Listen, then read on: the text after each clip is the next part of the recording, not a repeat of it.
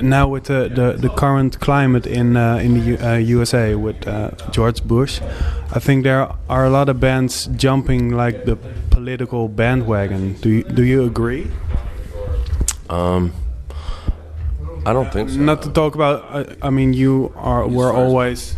As far as bands like using the political thing to like help their band, yeah, I definitely think there's bands that do that.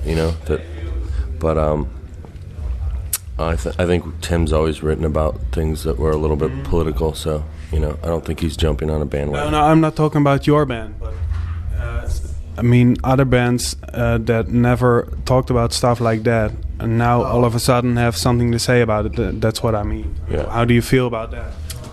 You know what? I think it was a good thing at the time because, I mean, I don't agree with what George Bush did, and I think if bands are trying to talk about it, and like, I think anything helps, and I think it was a good thing at that time. I don't know what their intentions were, but I think anything helps to try to get him out of office, Do you feel like you can make a difference with the band, with the political statement you? Well, yeah. I mean, we've already have, just with the input we get from our fans, either kids turning vegetarian or kids getting turned on to,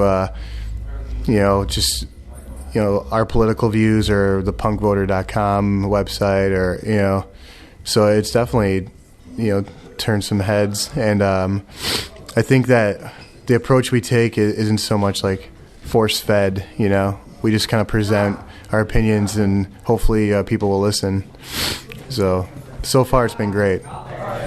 And did you guys got involved with the punkvoter.com movement? Mm-hmm. What did you? We did Rock Against Bush CD on Fat, and then we had like a link on our site, and we tried to talk about it like a lot of nights. Go to punkvoter.com, vote, just to help like young kids vote. Mm-hmm. So that's what we try to do. Right. Unfortunately, it didn't help. He got elected again, but are you pessimistic about the future of the USA, or do you think it will all work out in the future? That's a tough question. Yeah. I mean, you never know who's going to be president. Like, the fact that Bush got reelected, like, blew my mind. That was amazing to me. So, I don't think enough young Americans vote. Mm-hmm. I think people that vote tend to be like older and like set in different ways. So, I mean, I think the only way it'll be positive in the future is if kids our age go out and actually vote, because people talk about it all day, but they never go vote, And do you have an explanation for that? Just